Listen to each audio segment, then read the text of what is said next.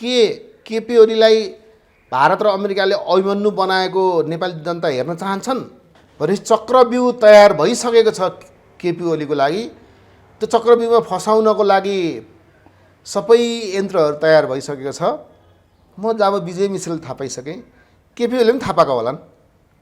त्यसैले अब केपी ओलीलाई अभिमन्यु नै बनाउने हो कि राजेन्द्र लिङ्गदेन र केपी ओलीको गठबन्धन गराइदिएर फेरि नेपालको राज संस्थाले एउटा नयाँ पोलिटिक्स सुरु गर्छ। प्रचण्ड र ओलीको पनि टेलिफोन संवाद भयो। प्रचण्ड जबसम्म चीन गएर फर्किँदैछन् नि तबसम्म यो गठबन्धन रहन्छ भनेर ग्यारेन्टी हुँदैन। अब त्यो माओवादीभित्रको सूचना प्राप्त गर्नलाई भारतलाई एउटा मान्छे त्यहाँभित्र दर मान्छे चाहियो। त्यो तिमी अब सबै यताउता गरेर त्यहीँभित्र ढुक, अब तिम्रो काम त्यहीँ रह्यो, फेरि तिम्रो जब त्यतै जाऊ भनेर बाबुराम भट्टराईलाई निर्देशन छ। लगभग 4 पाटे मुडेर लखट्नुपर्ने स्थिति भइसकेको मान्छे अनि एउटा सूचना दिने व्यक्तित्वको रूपमा अब बाबुराम भट्टराईले फेरि माओवादीमा इन्ट्री हुन्छ। यी काली बाबा को हुन्? यिनका पछि किन मान्छेहरू यसरी लाग्छन्? नारायण काजी श्रेष्ठहरू अग्लोतिर पनि जान सक्छन् र यो नेकपा माओवादी केन्द्र भन्ने के हुन्छ भनेदेखि एक दिन प्रजा परिषदको हालतमा पनि जान सक्छ। राजनीतिक विश्लेषक प्राध्यापक डाक्टर विजय मिश्र हामीसँग हुनुहुन्छ। डाक्टर साहब स्वागत छ। हस्, धन्यवाद। अहिले राष्ट्रपतिले नागरिकता विधेयक प्रतिनिधि सभामै फर्काइदिनु भयो। त्यस पछाडि यहाँ विभिन्न खालका टिप्पणीहरू उठेका छन्। यो घटनाले प्रधानमन्त्रीले राजीनामा दिनुपर्छ भन्नेसम्मका कुरा पनि उठेका छन्। यो राष्ट्रपतिको कदमलाई तपाईँले कसरी लिनुभएको छ, कसरी हेर्नुहुन्छ र यो विषयले उठाएका बहसहरूबारे तपाईँको के टिप्पणी छ डाक्टर साहब? सबभन्दा पहिले के भने राष्ट्रपतिले चालेको कदम साँप पनि मरोस् लट्ठी पनि नभाँचियोस् भन्ने एङ्गलको हो क्या। कस्तो भने त्यसलाई भन्नु लाग्यो भने राष्ट्रपतिसँग एउटा अधिकार बाँकी छ। कहिलेकाहीँ कौन बनेगा करोडपति भन्ने हुन्छ नि त, त्यहाँ 3टा अप्सन दिएको हुन्छ क्या। अनि 2टा अप्सन तेरो एउटा मात्रै अप्सन बाँकी छ भनेर दिन्छ नि त्यो अमिताभ बच्चनले कहिलेकाहीँ। त्यस्तै राष्ट्रपतिसँग एउटा अप्सन मात्रै छ, त्यो भनेको एकपटक फिर्काउन पाउने त्यो संवैधानिक प्रावधान हो। त्यही त संवैधानिक प्रावधान, त्यो एउटा अप्सन मात्रै छ भन्ने मैले भनेको। भनेपछि राष्ट्रपतिलाई धेरै जनताको प्रेसर परेको थियो, मलाई धेरै प्रेसर पर्यो। मेरो आफ्नो अधिकारभित्र रहेर पनि मैले काम गरिनँ भने म सधैँ बदनामी कमाउँछु। हेर प्रधानमन्त्रीज्यू, हेर सभामुखज्यू। त्यसैले म के गर्छु, म यसलाई मेरो एउटा अधिकार प्रयोग गरेर म तपाईँलाई फर्काउँदैछु। तपाईँले फेरि त्यहाँ पास गरेर ल्याउनु भयो भने म फेरि गरिदिन्छु, सिग्नेचर गरिदिन्छु, किन मैले त गर्न बाध्य हुन्छ कानुन अनुसार। कम्तीमा संसदमा छलफल गर्नुपर्ने स्थिति भयो त्यो चाहिँ गराइदिन्छु। त्यति चाहिँ गरिदिनुहोस् न, मेरो इज्जतै जाने भयो। कम्तीमा एउटा राष्ट्रपतिको इज्जत त राखिदेऊ भनेपछि त्यो उसले फिर्काइदिए। अब त्यो भित्रको राज नबुझेका मान्छेहरू के गर्छन् भनेदेखि कसैले ठिक गर्यो भने कराइरहेछन्, कसैले गलत गर्यो गरेर कराइरहेछन्। तर अब मैले के देख्छु भने एउटा राष्ट्रपतिको पदको गरिमा राख्नको लागि पनि राष्ट्रपतिले फिर्काउने जुन अधिकार प्रयोग गरे उनी कानुनभन्दा माथि गएको छैन नि त। तर यो चाहिँ पुरानो राजनीतिक दलको विचार व्यक्त भयो राष्ट्रपतिको भनेर वर्षमान पुनले एमालेको भूमिकामा आइन् भनेर खुलेआम रूपमा भने वर्षमान। त्यो त अल्पबुद्धि हो। त्यो त आफूले पनि एउटा राजनीतिक पार्टीको भरिया भएर बोलेको, बौद्धिक रूपमा बोलेको होइन त्यो। अनि उपेन्द्रले फेरि त्यही त, त्यो पनि एउटा नागरिकलाई राज्यविहीन बनाउने भूमिका हो राष्ट्रपतिको भने। त्यो तपाईँले हेर्नुभयो भने यस्तो कुरा के हो भनेदेखि त्यहाँ दुईटा कुरा हुन्छ है। एउटा हेर्नुहोस्, त्यहाँ एउटा कुरा नागरिकता युवाहरूले पाउनुपर्छ, जसको बुवा आमाको नागरिकता छ त्यो पाउनुपर्छ। त्यो पाउनु हुँदैन भने त काङ्ग्रेसले एमाले कुनै पनि पार्टीले भनेकै छैन, पाउनुपर्छ भनिरहेकै छन्। इभेन पार्टीले मात्रै होइन, सर्वोच्च अदालतले पनि 2टा मुद्दा त्यहाँ दर्ता भएको छ। व्यक्तिगत रूपमा कसैले दर्ता गरेछन्, मेरो बुवा आमाको नागरिकता छ तर मैले नागरिकता नपाएँ, यो समस्या नागरिकता दिलाई पाऊँ भनेर सर्वोच्च मुद्दा हाल्दाखेरि सर्वोच्चले त्यहाँ फैसला गरेको नजिर के छ भनेदेखि छिटो कानुन बनाएर यिनीहरूलाई नागरिकता दिनु भनेर आदेश दिएको छ। भनेपछि त्यो त पास गर भनेकै हो, त्यसमा लफडा छैन। लफडा के छ भन्दाखेरि तपाईँले हेर्नु भने विशाल भट्टराई जुन एमालेको आवाज अहिले बोलिरहेका छन्, तिनले के भने भनेदेखि 7 वर्ष प्रावधान छ नि त्यो बिहा गरेर आउनेहरू, त्यसको 7 वर्ष प्रावधान गरेर पास गर्नुपर्छ भनिसक्यो तिनले। भनेपछि आशय के भनेदेखि राष्ट्रपतिले चाहिँ कुन चाहिँ चेन्ज गर्नु भनेर लेखेर पठाएको छैनन्, त्यो चिठीमा देखिँदैन। त्यसमा अर्को कुनै एड गरेको चिठी अथवा पछि माग्दा के दियो भने, तर राष्ट्रपतिले के पठाउनुपर्छ भनेदेखि यो प्रावधानलाई सच्याउने गरी गर भनेर एउटा कुनै सुझाव त्यहाँ दिनु, त्यो चाहिँ दिएको छैन। राष्ट्रपति त्यहाँ कमजोरी छ हेर्नुहोस्, चिठी पठाए। तर मैले के भनेको थिएँ भनेदेखि राष्ट्रपतिले त्यो फिर्काउनुभन्दा अगाडि सर्वोच्चलाई सोधिदिएको भए गजब हुन्थ्यो, अझ स्ट्रङ भएर जान्थ्यो। अहिले त के छ भने म फिर्काको जस्तो गर्छु त फेरि पठा म साइन गर्छु भने चाहिँ यो हल्का रूपमा गयो मान्छेले एकदम ठुलो ठुलो के अरे सफलता प्राप्त गरे भन्छन् नि ती सब टाइम फिस हुनेवाला छ तर फेरि 10-15 दिन पछाडि त पठाउँछ अब दोस्रो पटक चाहिँ फेरि उसले सर्वोच्चलाई सोधी पठाइदियो भने सर्वोच्च एउटा बहस सुरु हुन्छ र त्यसमा यो बुदा भन्ने त्यहाँ कुरा आउँछ त्यसले गर्दा अलिकति अबदेखि कुनै पनि विधेयकहरू बनाउँदाखेरि सांसदहरूले संसदले 4 पटक सोच्नुपर्छ हावाको घरमा पास गर्ने चलन चाहिँ हुँदैन त्यो चाहिँ एउटा यसले सिकाइ भयो सिकायो किन यिनीहरूले त्यसै गर्न फास्ट ट्र्याकबाट भनेर यसो गरेर लगेका थिए सिधै अब यहाँ के छ भने तपाईँले राष्ट्रपति के अरे राष्ट्रिय सभामा र प्रतिनिधि सभामा दुईटैबाट पारित भयो भने राष्ट्रपतिले फर्काउनै पाउँदैन यो त प्रतिनिधि सभामा त पारित भयो यी सबै सानोतिनो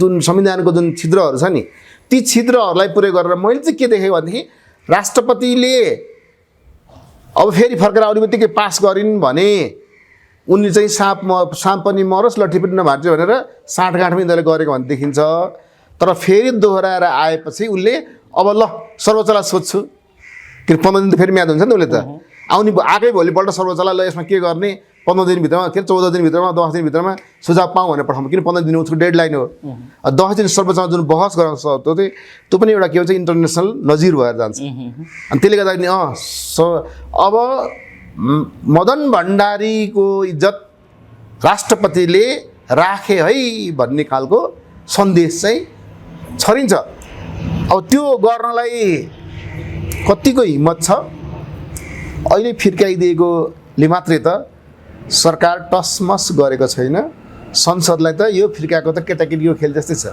किन उनीहरूले फेरि एक दिन प्रस्ताव ल्याइदिन्छन् फेरि त्यहाँनिर हुन्छ र हुन्न भन्नुहोस् भनिदिन्छन् त्यो एक दिनमै सकाब भन्छन् त्यो अनि फेरि पठाइहाल्छ यो नियति फेरि दोहोरिन्छ भन्ने डाक्टर साहबले राख्नुभयो बडा राम्रो ढङ्गले यो बुझाइदिनु भयो यो सन्दर्भ ठिकै छ तर यो के न पर्लाइ भयो फेरि यो क्यान्सिलै भयो यो भयो भने जस्तो प्रचार पनि भइराखेको छ त्यो आफ्नो ठाउँमा अर्को प्रवृत्ति पनि हाबी देखिन्छ यो एउटा सन्दर्भ भयो डाक्टर साहब अर्को सन्दर्भ के छ भने अहिले चुनावको मिति घोषणा भयो बाबुरामको छटपटी उता कुदे अन्तिममा गएर हँस्य हतौडा लिएर प्रचण्डको सँग एउटा गठबन्धन गर्ने ठाउँमा बाबुराम भट्टराई आइपुगे यो प्रचण्ड र बाबुरामको मिल्ती जुन छ यसलाई कसरी हेर्नु भएको छ विगतको प्रचण्डले सुन्नुहोस् प्रचण्डले के अरे खुल्ला बाटोबाट वैधानिक बाटोबाट बाबुराम भट्टराईलाई पार्टीमा मिलाउन खोजेका हुन् माओवादी केन्द्र बनाएर तर एउटै के अरे म्यानमा दुईवटा तरबार अड्दैन भने जस्तै नारायण काजी श्रेष्ठ र डाक्टर बाबुराम भट्टराई बिचको के हो यिनीहरूको थाहा छैन गुही कुराभित्रको होइन दुईजनाको बिचमा एक अर्कामा अस्तित्व स्वीकार नगर्ने अवस्था भएकोले त्यो लिगल बाटोबाट प्रचण्डले घुसाउन सकेनन् बाबुराम भट्टराईलाई अनि उसले इलिगल बाटो समाए अब तपाईँ के घुमाएर तपाईँलाई त्यही पार्टीको चुनाव चिन्ह दिन्छौँ यसरी आउँ यसरी ल्याउँ अनि तपाईँ त्यहाँ बिस्तारै घुस्ने हो त्यसलाई चाहिँ लात हान्ने हो अब बिस्तारै नारायण काजी श्रेष्ठलाई भनेपछि अब नारायण काजी श्रेष्ठले यो कुरा थाहा पायो भने उसले पनि केपी ओलीसँग त साँठगाँठ गर्दैछन् नाटकीय ढङ्गले नारायण काजी श्रेष्ठ एन्ड कम्पनी जुन पहिले जनमोर्चा भन्ने संयुक्त जनमोर्चा नेपाल भनिन्थ्यो त्यो ग्रुप जब आएको हो नि तिनीहरू त चैते काङ्ग्रेस जस्तै हो अथवा 10 वर्ष जनयुद्धमा नभएका हो नि तिनीहरू त 10 वर्ष जनयुद्ध पछाडिका चैते माओवादीहरू हुन् तिनीहरू त अब त्यो चैते माओवादीहरूलाई साथ दिन्छ कि त्यहाँको अर्ग्यानिक माओवादीले बाबुराम भट्टराईलाई साथ दिन्छ भन्ने कुरामा विचार गरेर अब मेरो भ्यालु कम हुन्छ कि भन्ने डरले नारायण काजी श्रेष्ठहरू अर्कोतिर पनि जान सक्छन् र यो नेकपा माओवादी केन्द्र भन्ने के हुन्छ भनेदेखि एक दिन प्रजा परिषदको हालतमा पनि जान सक्छ तर अर्को के छ भने गोर्खामा लडाइँ जुन छ हुन त गोर्खामा दुईजना सँगै लडेको बाबुराम भट्टराईलाई काङ्ग्रेस जिताएको हो पहिले नारायण काजी श्रेष्ठ हारेर तर अब नारायण काजी श्रेष्ठ र उनको बिचमा मिलाप हुनु भनेको पनि गोर्खा फेरि कम्युनिस्टमय हुनु है फेरि त्यहाँनिर किनभनेदेखि तपाईँले नारायण काजी श्रेष्ठ कि बाबुराम र प्रचण्ड दुईटा होइन तिनीहरू सबै मिल्छ किन त्यहाँ त नारायण काजी श्रेष्ठ त्यहीँ गएर उठ्छु भन्दैछन् अहिले अरू राष्ट्र सभा हुन्छ बाबुराम पनि त्यहीँ उठ्छन् होला कसरी सम्भव भयो त्यहाँ क्षेत्र फरक छ नि त जुन क्षेत्रमा प्रचण्डलाई उठ्न भनिएको थियो त्यो क्षेत्रमा नारायण काजी श्रेष्ठलाई उठाइन्छ त्यस पछाडि त बाबुराम भट्टराई आफू उठेको ठाउँ त ठिकै छ। अब त्यो क्षेत्रमा आफू हुतिहारा भएँ भनेर अखडा चेन्ज गर्ने हो भने त नारायण काजीले बुझ्नुहोस्। अब के अरे नारायण काजीलाई अखडा चेन्ज गर्नलाई भोलिपर्सि पार्टी नै चेन्ज गर्ने बाध्यता बनाइदिन सक्छन्। अब नारायण काजीको हिम्मत हामीले हेर्न बाँकी छ। उनी जुन ठाउँमा हारेका थिए उसँग त्यो ठाउँ छोडेर अर्को ठाउँ सिफ्ट भयो भने बुझ्नुहोस् हरुवा गोरुको छेरुवा दाउ भन्छन् नि। अनि नारायण काजी श्रेष्ठ साँच्चीकै त्यहाँभित्रको त्यो जुन माओवादीभित्रको मेरुदण्डमा रहेनछन्, करङहरू मात्र रहेछन् भन्ने कुरा बुझ्नु पऱ्यो होइन। अब यी करङ खालका माओवादी हुन् कि मेरुदण्ड खालका माओवादी हुन् भन्ने कुरा। अब यिनले क्षेत्र चेन्ज गर्ने अथवा बाबुराम भट्टराईलाई क्षेत्र चेन्ज गर्न लाउने, यहाँभित्रको जब त्यो कुरा आउँछ त्यस पछाडि थप कुरा भन्नु सकिन्छ।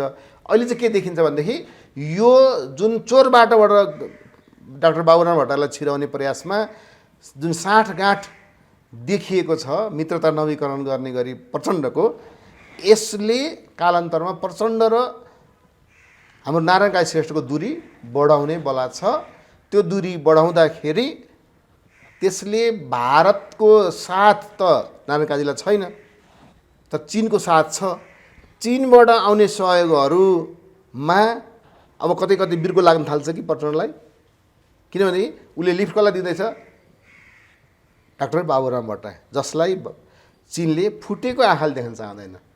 भनेपछि अब चिनले जब आफ्नो रणनीति परिणत गर्छ नि त्यस पछाडि झन सुरक्षा थ्रेट व्यक्तिगत रूपमा प्रचण्डलाई पर्छ।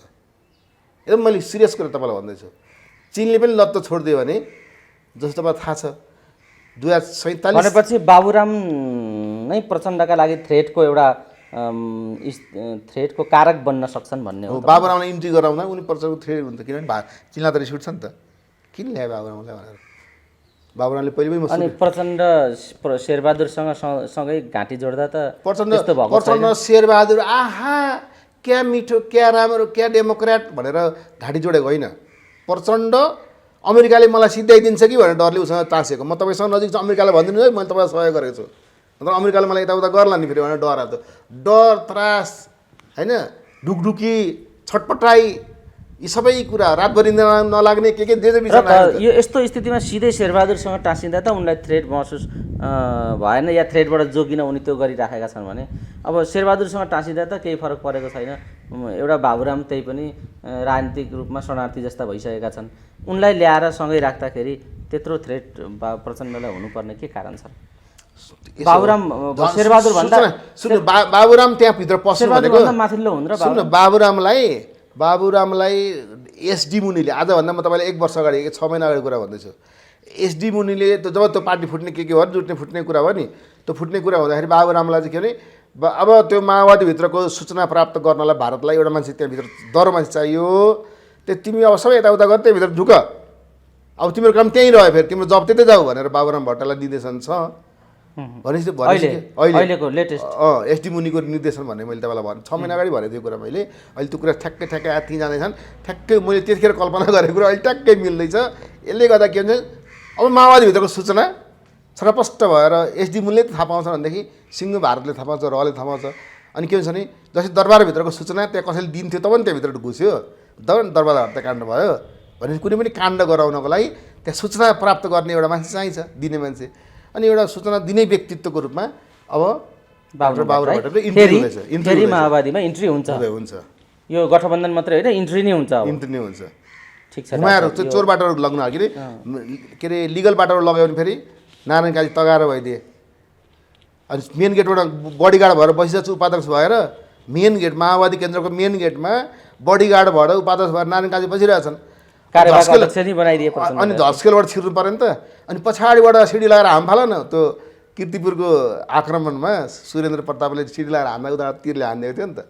त्यस्तै गरेर के हुन्छ भने अब यिनलाई चाहिँ तिमीलाई मेन गेटबाट छिर्नु दिँदैन, नारायण काजी छ, यसलाई म पनि भन्नु सक्दैन, मलाई पनि ध्वस्त गरिदिन्छ यसले, तिमी के गरेर पछाडिबाट छेसमा यता यसलाई अल्मलाइरहन्छु, तिमी पछाडिबाट गेटमा एउटा पर्खालमा चाहिँ सिडी लगाएर छिर, तिमीलाई त्यही चिन्ह दिन्छु त्यो भन्यो। यो पछाडिबाट चोर बाटोबाट छिर्दैछन् है डाक्टर बाबुराम। तर यो डाक्टर बाबुराम भट्टको आफ्नो इच्छाले छिरेको होइन, यो एसडी मुनिले छिरेको इच्छामा छिरेको। त्यो एसडी मुनि कम्पनीले के गर्दैछ भनेको त मैले भन्नै पर्दैन, तपाईँहरूले बेला बिस्तार लगाइसक्नुहोस्। ठिक छ डाक्टर साहब, यो एउटा सन्दर्भ बाबुरामको यो हो।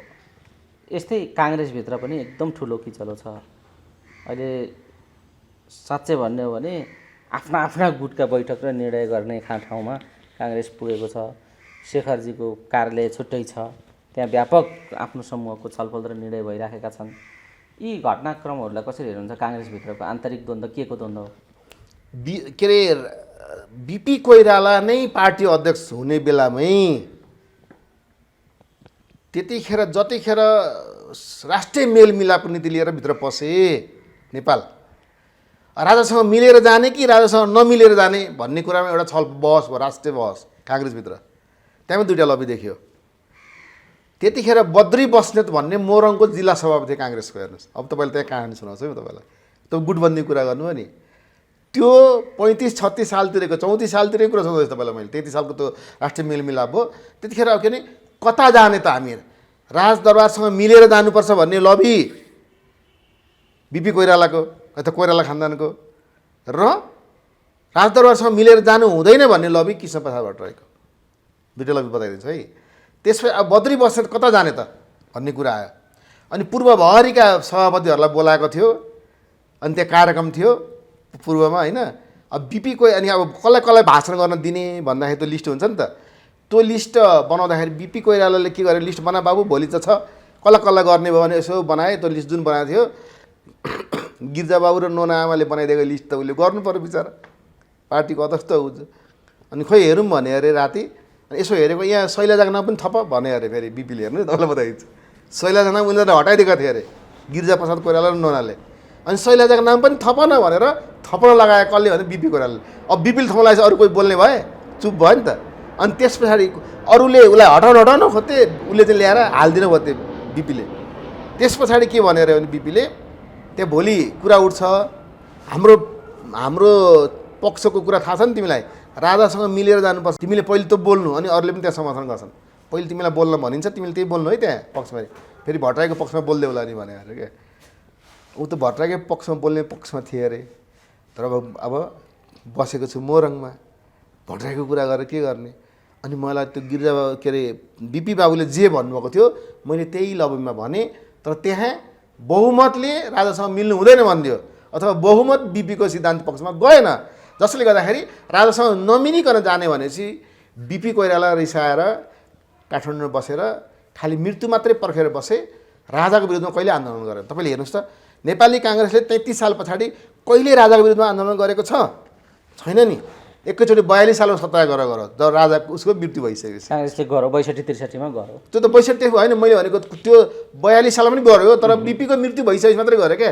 बिपी बाँचुन्जेल राजाको विरुद्धमा कहिले पनि काङ्ग्रेस गएन। मैले कुरा किन जोड्दैछु अहिले भनेदेखि अहिले कोइराला परिवारभित्र शेखर कोइराला अगाडि छन् र ज्ञानेन्द्र सरकारले त्यो पुरानो इतिहास पल्टाएर बिपी त राष्ट्रियताको मामलामा राजासँग मेरो घाँटी जोडिएको थियो भन्थे बा, अब राजालाई चाहिने बेलामा तिमीलाई बरु प्रधानमन्त्री बनाउँछु, तिमी यता आउनु पर्यो भनेर 2-3 चरण वार्ता गरिसकेँ भनेर मैले राजासँग राजाका मान्छेहरूले गएर कुरा गरेर राजासँग भेट गर्ने प्लान अलि मिलेको छैन होला के छ, तर 2-3 चरणमा कुरा भइसक्यो। जुन कुरा मैले 1-2वटा तपाईँहरूलाई मिडियामा भरि पनि दिएको छु। यस्तो अवस्थामा अब त्यहाँनिर फेरि अबको अवस्थामा राजासँग मिलेर जाने अथवा गणतन्त्रमा राजाविहीन गरेर जाने भन्ने दुईवटा खेमा। त्यो बिपी र कृष्णप्रसाद भट्टराईको खेमाको त्यतिखेरको भिजन अहिले पनि सर्दै आज तपाईँले मसँग इन्टरभ्यू लिँदा पनि त्यही अवस्था सिर्जना भएकोले राज संस्था चाहिने काङ्ग्रेसभित्र भएका मान्छे जति छन् तिनीहरू एक हुँदैछन्, भित्रै एक हुँदैछन्। त्यो कुनै पनि बेला उजागर हुनसक्छ भनेर गुट सिर्जना भइरहेछ। त्यसैले के भन्छ भने शेरबहादुर देउपाको क्षेत्रमै वडामै नेपाली काङ्ग्रेस बिपीले वडा अध्यक्ष जित्यो भनेर सुन्नुभएको थियो र नेपाली काङ्ग्रेस बिपीका नेताहरूको बेला बेलामा डाक्टर शेखर कोइरालासँग भेटघाट हुन्छ अरे भनेपछि यसले के सङ्केत दिएछ? काङ्ग्रेस आई इन्दिरा गान्धी भन्छ नि, काङ्ग्रेस आई भनेको त इन्दिरा गान्धी भने हो नि त, होइन त? अनि इन्दिरा गान्धीको नाउँबाट पार्टी चलाएपछि भयो। अब यहाँ पनि काङ्ग्रेस बिपी भनेर देखो नेतृत्व गर्ने अधिकार त कोइराला परिवारलाई नै छ नि त। त्यसैले कुनै पनि बेला यहाँ दुर्घटना हुनसक्छ भनेर यो आङ्कलन गरेका हुन्। तर मैले के देखेको छु भनेदेखि अहिले अमेरिकाले अथवा भारतले काङ्ग्रेसलाई कमजोर भएको देख्न चाहँदैन। 5 वर्ष यो एमसिसी सक्को समय नसकुन्जेलसम्म यहाँ डेमोक्रेटहरूमा अस्थिरता नआओस्। बरु फुटाउन सकिन्छ भने त बरु एमालेलाई फुटाउँ अथवा एमालेलाई एक्लो बनाऊ। अथवा महाभारतमा तपाईँले हेर्नुभयो भने अभिमन्युको हालत के भएको छ? युद्ध गर्न त गयो, बाँचेर फर्केर नि त। अनि भनेपछि केपी ओलीलाई अभिमन्यु बनाउँदैछन् क्या अमेरिका र भारत मिलेर। यो चाहिँ नयाँ कुरा हो तपाईँलाई। एकदम नयाँ कुरा गर्नुभयो। होइन, यो छनक त काहीँ न काहीँ यो खालको जुन निषेधको कुरा छ, प्रचण्ड, देउबा, बाबुराम समेत ओलीसँग मिल्न नसक्ने, मोहन ठाकुर समेत भनेको नि, मोहन ठाकुर समेत मिल्न नसक्ने कारण भइसकेपछि यो राष्ट्रिय कारण मात्रै छैन, यसका पछाडि इन्डो वेस्ट काहीँ न काहीँ यो गठबन्धनमा संलग्न छ भन्ने कुरा त धेरै मान्छेले अड्कल गर्छन्। अब तपाईँ विचार गर्नुहोस् के केपी ओलीलाई भारत र अमेरिकाले अभिमन्यु बनाएको नेपाली जनता हेर्न चाहन्छन् भन्ने मलाई के छैन। तर अभिमन्यु नबनेर कृष्ण नै बन्न दिने हो भने अथवा युद्ध गरेर जितेर विजयी भएर फर्किने वातावरण, किन उता अभिमन्यु त युद्ध गर्दा गर्दै मरे, फर्किन पाएन, चक्रव्यूहमा फसे। भने चक्रव्यूह तयार भइसकेको छ केपी ओलीको लागि। त्यो चक्रव्यूहमा फसाउनको लागि सबै यन्त्रहरू तयार भइसकेको छ। म जब विजय मिश्रले थाहा पाइसकेँ, केपी ओलीले पनि थाहा पाएको होलान्। त्यसैले अब केपी ओलीलाई अभिमन्यु नै बनाउने हो कि अर्को केही बनाउने हो भन्ने कुरा अब हुने भयो भने फेरि हुन्छ हुँदैन थाहा छैन। मङ्सिर 4 गतेको चुनाव, किनभने मलाई के थाहा छ भनेदेखि काङ्ग्रेस के अरे विशाल भट्टराईले अस्ति भने हाम्रो 39वटा सिट त हामी जित्छौँ भने 39वटा जित्छौँ भनेपछि हामी के भन्छौँ, त्यो गाउँमा बेच्न ल्याउँछ नि त्यो के अरे कार्पेटहरू के बेच्न ल्याउँछ नि बोकेर, त्यसको जति भाउ लगाएको हुन्छ नि 9,000 भन्यो भने त्यसको 3,000 भाउ लगाउनु भन्छ क्या। त्यो दाम चाहिँ उसले मैले सोधेको, तिमीले किन 9,000 भन्छौ अनि 2-3,000 भन्छ? सर हामी 3 दोबर दाम भनेका हुन्छौँ, अनि घटाएर एक बराबर 1/3 मात्रै पैसा दियो भने हुन्छ नि त, हामी बेच्छौँ भने जस्तै विशाल भट्टराईले पनि त्यो कार्पेट बोकेर बेच्न हिँडेको स्टाइलमा 39 भनेको 39 भने कति भन्दा त 13 त्यहाँ 39 भने 13 सिट जित्छन् भन्ने देखेको भित्र मनमा, त्यसलाई 3 दोबर भने उसले होइन। अनि त्यस्तो स्थिति भएको छ भने त एमालेले पनि चुनाव हुन दिँदैन नि। म भन्छु चुनाव भनेको आवधिक निर्वाचन भनेको व्हाइट डेमोक्रेसी हो, तर आफ्नै पत्ता साफ हुनेपछि किन चुनाव हुन दिन्छ?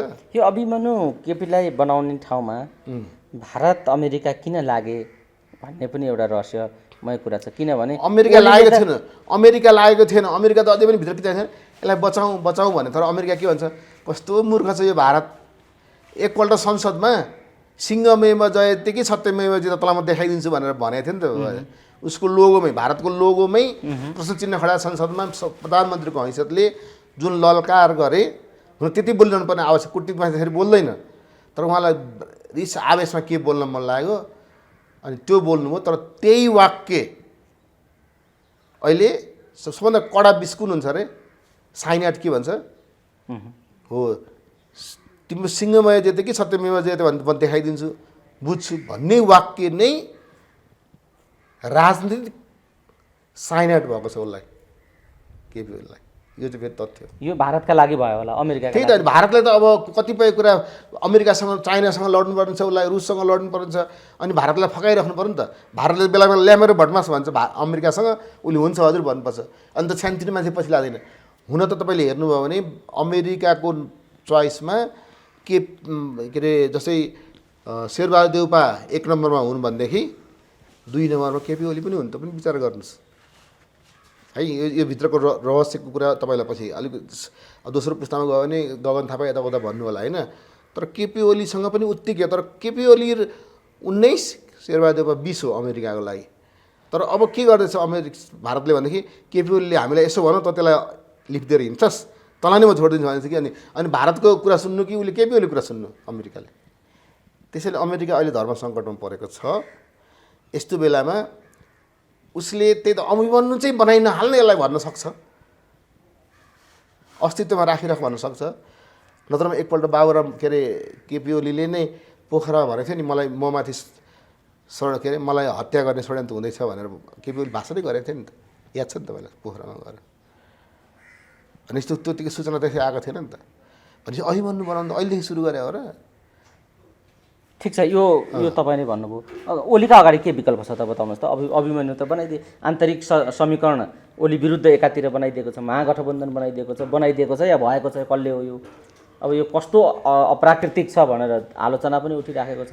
प्रचण्ड र शेरबहादुर एकै ठाउँ आउने कुरा कस्तो अस्वाभाविक छ, तर पनि भइराखेको छ। अब एउटा गरिब किसान, अब ओलीको विकल्प के छ म बताइदिन्छु। एउटा सानो इक्जाम्पल दिन्छु म। एउटा गरिब किसानलाई घरमा खाना पुगेन र अन्न छैन, कर्जा लिन जानु पर्यो। थाहा छ त्यो सामन्त हो, थाहा छ त्यसले मलाई 14 वर्ष जेलमा राख्यो, तर पनि के छ, अब त पेट त भर्नु पर्नेछ, अब अस्तित्व बचाउनु पर्नेछ। यता अमेरिका पनि लात हान्ने, यता भारत पनि लात हान्ने, अनि के भन्छ भने उतातिर बसिरहेछ कार्पेट बिछाएर राज संस्था, नारायण नीति, निर्मल निवास। अनि लास्टमा गएर के गर्छ भनेदेखि ल अब मेरो इज्जत बचाउने तिमी नै छौ, तुमेव माता तुमेव पिता भनेर शरणमा भएर राजेन्द्र लिङ्गदेन र केपी ओलीको गठबन्धन गराइदिएर फेरि नेपालको राज संस्थाले एउटा नयाँ पोलिटिक्स सुरु गर्छ।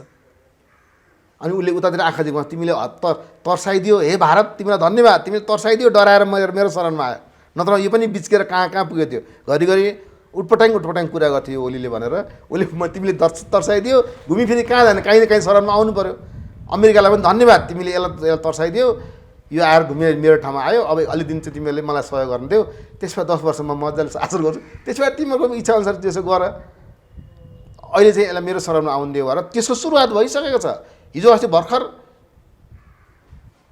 राजेन्द्र लिङ्गदेन र केपी ओलीको भेट भइसक्यो। यसरी प्रचण्ड र ओलीको पनि टेलिफोन संवाद भइसक्यो भन्ने कुरा पनि छ। प्रचण्ड त्यो त मैले के भन्छु तपाईँलाई भने नि, प्रचण्ड जबसम्म चिन गएर फर्किँदैछन् नि तबसम्म यो गठबन्धन रहन्छ भनेर ग्यारेन्टी हुँदैन। प्रचण्डलाई त्यो कति डिग्रीको हुन्छ नि, त्यो झट्का लगाउँछ नि, त्यो कहिलेकाहीँ हुन्छ नि सक लगाउनु हुन्छ नि, त्यो हनुमान ढोकाको माथि छ अरे क्या, पुलिसले हिटर बालेर त्यहाँ गर्न लगाएर अनि त यो भन् कि भने बयान लिन्छ अरे क्या। त्यस्तै गरेर प्रचण्ड गएपछि चिन त्यहाँ त्यसै गरी बयान लिन्छ। बयान लिन्छ, होइन हजुर म वामपन्थी मिल्छु, जेसुकै भयो भने अब अमेरिकातिर म फर्केर पनि हेर्दिनँ भनेर उसले त्यहाँ गएर कसम खाएर आएपछि यहाँनिर फेरि अनि त्यो त अनि फेरि एमालेसँग मिलेन आशा, त्यो अब उसले कत्रो झट्का हान्न सक्छ। अथवा त्यो हनुमान ढोकामा बयान लिँदा जसरी झट्का हानेर अपराधीहरूलाई गर्छ नि, त्यसै उसलाई पनि त्यहाँ झट्का हानेर बयान लिन्छ। त्यो बयानमा के स्वीकार गरेर आउँछन् त्यही हुन्छ। त्यही भएर मलाई अहिलेसम्म मान्छेले 5 दलीय गठबन्धन भयो, 6वटा पनि आयो, 7वटा पनि आयो भने करेन्ट खान बाँकी छ, चिन जान बाँकी छ, त्यहाँबाट आइस मात्रै हुन्छ भनेर म त भनिरहेकै छु। हेर्नुहोस् यो हुनसक्छ, किनभने उनी लचकदार छन्, स्थिरता छैन।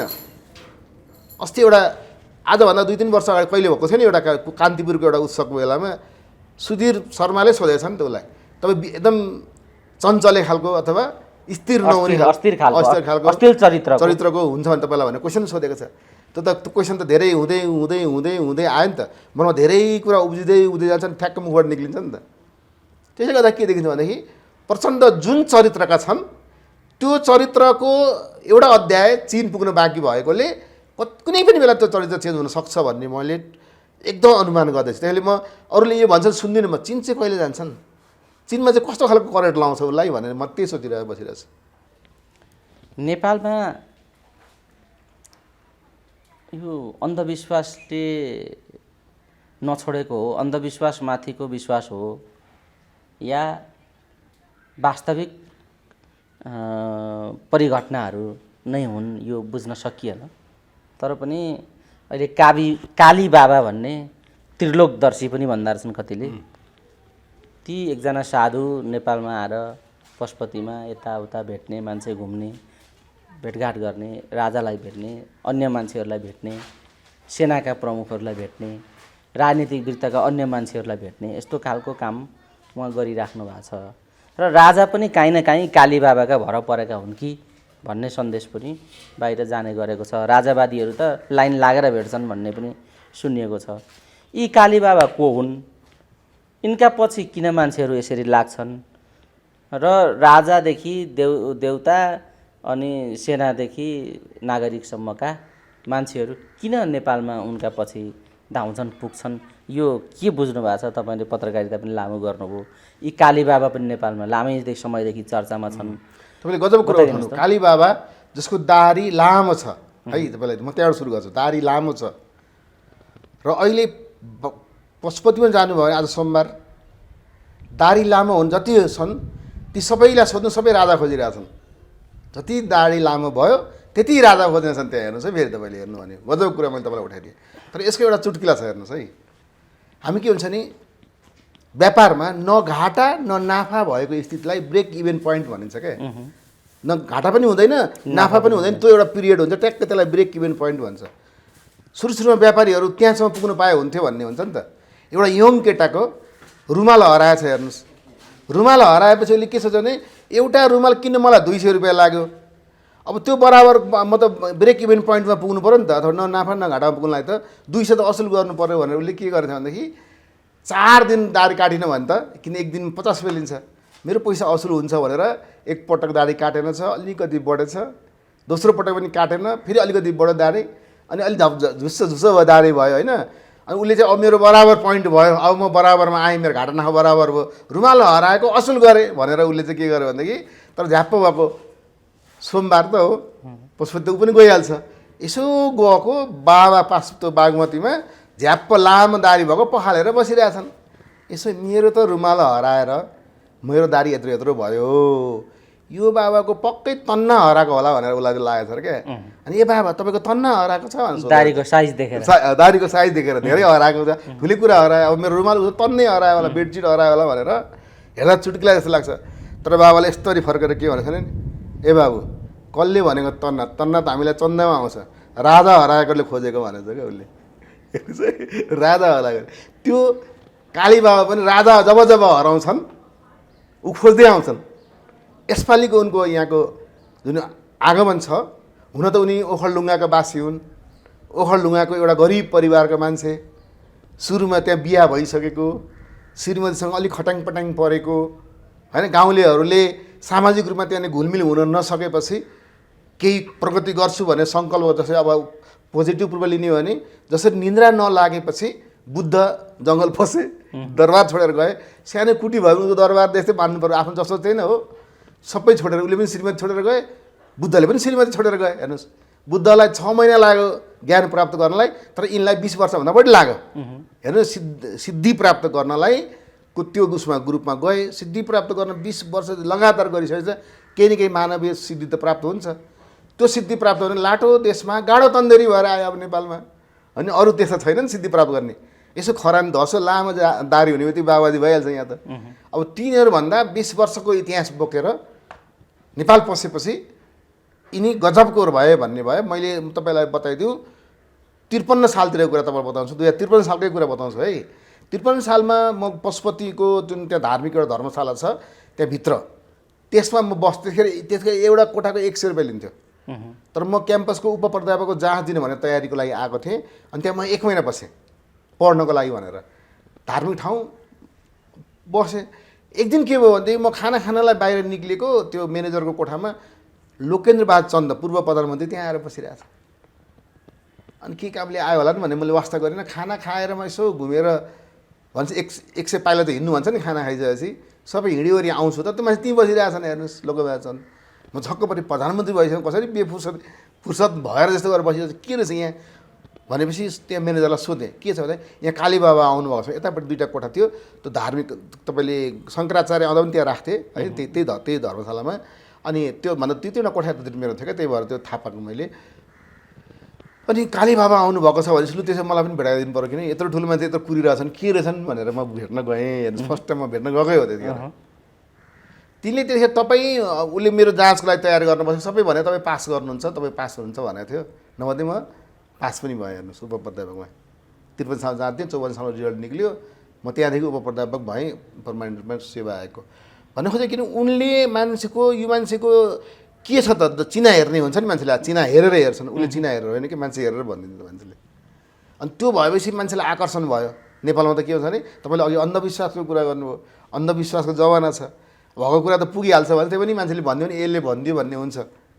त्यसो भएपछि उनप्रतिको क्रेज बढेको, तर उनी राजाप्रतिको कट्टर समर्थक भएकोले। हुन त जति पनि हिन्दूवादीहरू छन् भारतबाट, नेपालबाट गएर भारतमा गएर सिद्धि प्राप्त गरेर आएका नेपालीहरू अथवा भारतीयहरू नि किन नहुन्, किन नेपालको पशुपतिनाथमा भट्टहरू छन्, इन्डियन पुजारीहरू छन्, बनारसमा फेरि नेपालका पुजारीहरू त्यहाँनिर बस्छन्। अनि यो अन्तर सम्बन्ध जुन छ नि त्यसले गर्दाखेरि त्यहाँको धार्मिक प्रभाव नेपालमा पर्छ र कालीबाबाले राजालाई लागेको खड्कोहरूलाई निमटान्ने पार्नको लागि उनी आए। तर कालीबाबालाई मलाई एउटा प्रश्न छ, यत्रो ज्ञाता भन्न त्रिकालदर्शीको अघि तपाईँ एउटा विशेषण दिनुभयो नि, दरबार हत्याकाण्ड हुँदाखेरि बाँचेका खलकहरूको भूमिका के थियो त? त्यसको बारेमा उसले त्रिका देख्यो होला नि त। त्यसको बारेमा चाहिँ किन के भन्छन् त उनी? मलाई त्यो चाहिँ सोध्न मन लाग्छ, तपाईँहरूले भेट्नुभयो भने चाहिँ। किन मैले त्यतिखेर पत्रकारको भएर भेटिनँ, एउटा आम पब्लिक भएर भेटेको थिएँ। हुन म त्यतिखेर पत्रकारै थिएँ हेर्नुहोस् होइन, तर त्यतिखेर त्यो पनि मैले पत्रकारिताको दृष्टिकोणले सोधिनँ, मैले चाहिँ आम पब्लिक भएर सोधेँ। तर यो कुरा तपाईँलाई के लाग्छ? त्यतिखेर भर्खर माओवादी पलाएको थियो क्या त्यहाँ 52-53 साल भने तपाईँलाई थाहा छ। माओवादीको कारणले जुन गतिविधिहरू भइरहेको थियो, उनले त्यतिखेर आउँदाखेरि एउटा हेलिकप्टर, अब त्यहाँदेखि सेनाहरूको टप मान्छे पनि त्यहाँ आइरहेको देख्थेँ, एउटा हेलिकप्टरले उनलाई घर लिएर गएको थियो ओखलढुङ्गा। अब एउटा गाउँको मान्छेले लगभग 4 पाटे मुडेर लखेट्नु पर्ने स्थिति भइसकेको मान्छे 20-25 वर्ष पछाडि राम्रो प्रगति गरेर आएर भनेपछि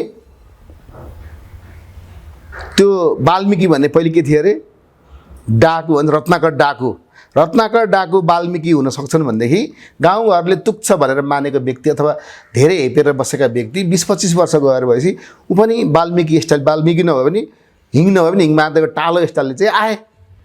अब आइसकेपछि नेपालमा के छ भने धार्मिक, मैले त कतिलाई के हुन्छ, कोही मान्छे हुन्छ नि बदनाम छ भने गाउँमा तपाईँ धार्मिक गतिविधिमा लाग्नुहोस् है भन्छ क्या बढी। धार्मिक गतिविधिमा यसो 2-3 वर्ष लाग्दियो भने यो परिवर्तन भएछ भन्छन् मान्छेले, त्यसलाई चाहिँ रेस्पेक्ट गर्छन्।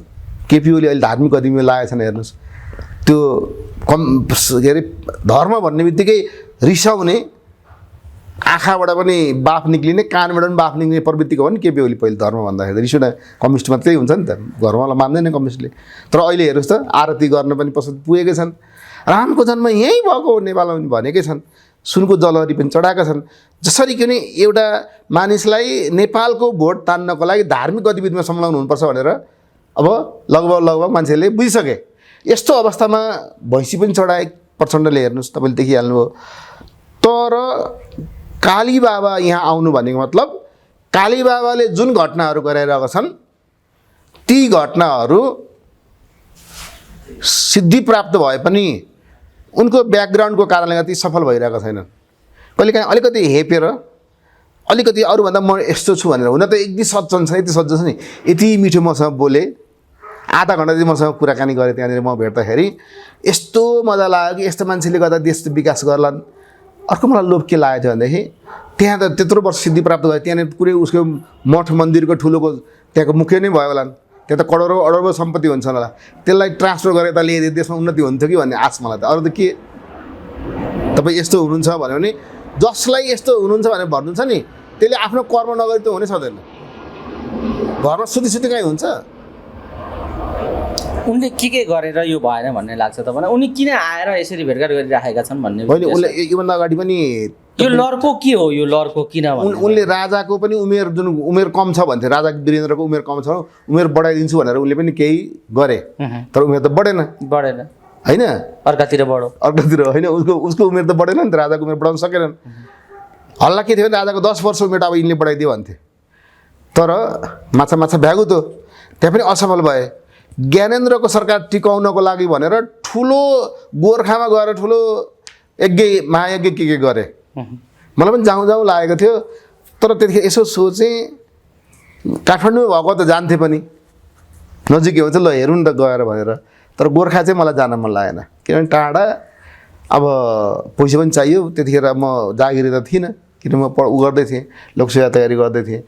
यसरी मैले के देखेँ भनेदेखि समग्रमा हेर्दाखेरि यिनले जुन काममा हात हालेछन् नेपालमा असफल भएको छ। यो चाहिँ फेरि ज्ञानेन्द्र सरकारले बुझ्नुपर्ने कुरा हो। त्यही पनि ज्ञानेन्द्र सरकार उसैको भक्ति गाइरहेछ भनेको यहाँ केही न केही अब भूमिकाका लागि नै उनी आएका हुन्।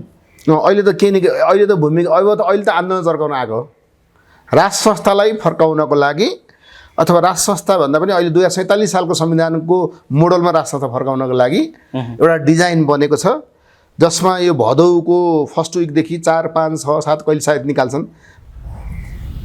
के अरे शेरबहादुर देउवाले बलौटा छिर्न त सायद निकालेको थिए होइन, बालन शाहले पनि नोमिनेसन गर्न त सायद निकालेको थियो भनेदेखि राजदरबारले पनि अब राज संस्था ल्याउनको लागि कुन साइडमा आन्दोलन गर्न सफल हुन्छ भने सायद हेर्न चाहिँ यी काली बाबा हुन्। ठिक छ, यो विषय किन हो भन्ने जिज्ञासा थियो, तपाईँले विगतदेखि अहिलेसम्मको कथा जोडेर भनिदिनु भयो।